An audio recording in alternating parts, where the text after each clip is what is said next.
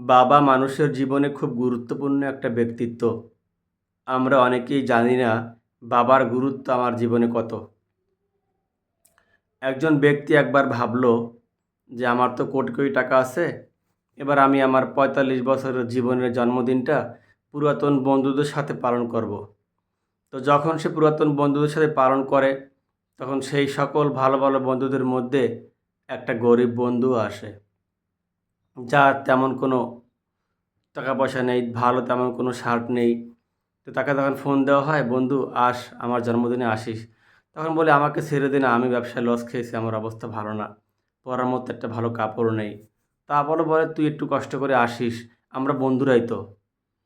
তারপরও যখন জন্মদিনের মধ্যে যায়, সবাই যখন যায়, চারিদিকে ধুমধাম, কেক, ভালো খাওয়া দাওয়া, ভালো পার্টি, গান নাচ, আরও অনেক সুন্দর আয়োজন।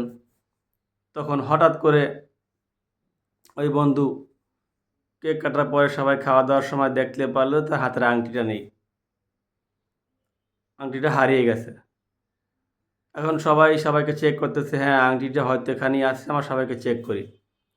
তো চেক করতে করতে যখন ওই যে যে ধুলোমলিন কাপড় পরে আসছে যে গরিব বন্ধুটা, যখন তার পকেটে চেক করতে যায়, তখন সে বলে, আমার পকেটে আমি হাত দিতে দিব না। তখন সবাই বুঝে ফেলছে যে ইনিই আংটিটা চুরি করেছে। তো যাই হোক, তাকে সবাই ইচ্ছে মতো গালিগালাজ করছে, ছোট লোক, গরিব, চুরি করেই খাস তোরা, চুরি করে বেড়াস, চুরি করিস তোরা, চোর। একথা বলার পরে সবাই যার যার বাড়িতে গেল।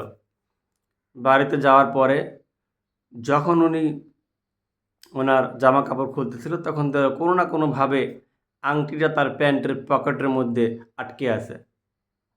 সারা রাত সে ঘুমাতে পারে না যে আমার সেই গরিব বন্ধুটা কত অপবাদ নিয়ে বাড়ি গেছে, আসলে তো তার কোনো দোষ না, আংটি তো আমার কাছেই ছিল। এবার খুব সকালবেলা দরজায় নক আসলো সেই গরিব বন্ধুটার বাসায়। দরজা খুলে দেখে যার জন্মদিনে গেছিলাম সেই বন্ধু। বলছে, বন্ধু তুমি এত কষ্ট করে আমার বাসায় আসলা? বলছে, দোস্ত আংটিটা তো আমার পকেটেই কোনো না কোনোভাবে আটকে গেছিলো, আর তোমাকে সবাই কত না কত কথা বলছে, তুমি কেন তোমার পকেট চেপে ধরছি, কেন তুমি তোমার পকেটে চেক করতে দাওনি? তখন বলছে, ওই যে দেখো আমার ঘরের মধ্যে একটা প্রতিবন্ধী ছেলে, দরজা খুলে দিয়ে দেখালো। বলছে, 12 বছর ধরে সে প্রতিবন্ধী, তার আমি চিকিৎসা করতে পারি নাই টাকার অভাবে। তো ও বলছিল, বাবা আমার জন্য একটা মিষ্টি কিনে নিয়ে এসো। তো আমি তোমার জন্মদিনের পার্টি থেকে একটা মিষ্টি কাগজে মরিয়ে আমার পকেটের মধ্যে রাখছিলাম আমার সন্তানটার জন্য। যদি তোমরা চেক করতে, তাহলে আমি ধরা পড়ে যেতাম আমি একটা মিষ্টি চোর, যার কারণে আমি আমার পকেট চেক করতে দেইনি।